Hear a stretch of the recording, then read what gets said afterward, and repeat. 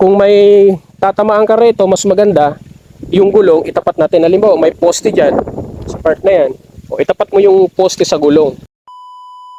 So sa video na to mga kaibigan, ituturo ko sa inyo kung papaano bumaling or bumuelta kapag yung tipong naliligaw na kayo. Halimbawa katulad nito, yan, wala na kayong mapuntahan,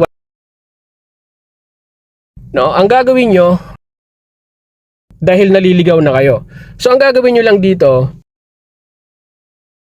ituturo ko sa inyo kung papaano bumuelta sa mga gantong sitwasyon. Ayan, katulad nito.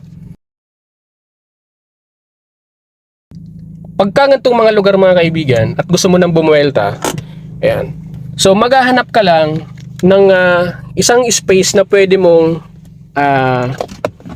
na pwede kang magmaniobra or magmaneuver. So ipapakita ko sa inyo kung paano magmaneuver sa mga gantong kalsada. Alright, so baba tayo. Okay, so sa part kasi na ito mga kaibigan, mayroong space dito.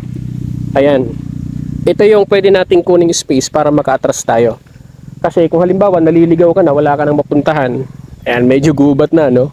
So ang gawin natin, aatras lang tayo dito. Ngayon, wala naman sagabal sa atrasan natin, kaya ang gagawin lang natin, yung pinakampuwit ng kotse natin, itapat lang natin dito sa part na to, parang ganito. Yan. Okay, so yan yung pinakang position dyan. Kung may tatamaan ka rito, mas maganda yung gulong itapat natin. Halimbawa may poste dyan sa part na yan, o itapat mo yung poste sa gulong. Pero since wala naman abala, ang gagawin natin dito ay aatras tayo. Ito yung tinatawag na 2-point turn maneuvering. Ayan, sa part na yan, dito tayo aatras. Ayan, dito tayo aatras sa part na yan. Okay, kasi doon wala na tayong space na pwedeng pagmaneobrahan. So ang gagawin natin ay nakatapat din sa gilid, sa kanan. So ang gawin lang natin mga kaibigan, okay, ilagay natin ang reverse. Ayan, tapos full turn sa kanan ng manibela. Ayan, full turn, then handbrake. Then galaw kayo ng unti-unti ng dahan-dahan. Ayan, apasin ninyo yung tail natin pumupunta doon papasok. Ayan, at yung harapan natin, dito yun humaharap. Ayan. So napakahalaga, dahan-dahan lang ang galaw natin. Ayun, mapapansin nyo dito na tayo humaharap. Yun, hanggang makabalik na tayo. Pag naipasok nyo na yung buong likod nyo, tigil na kayo. Ayan, dun tayo nang galing. So pwede na kayong magpihit papunta rito sa kaliwa.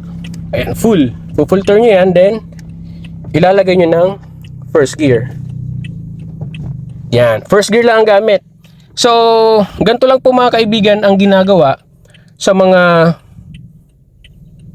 masisikip na lugar at gusto nyong bumuelta dahil naliligaw na kayo. Ayan, maghahanap lang kayo ng space sa bandang kanan or sa bandang kaliwa, then aatras lang po kayo, then tsaka na po kayo babalik kapag nakaharap na kayo dito. Ayan. Alright, so that's it.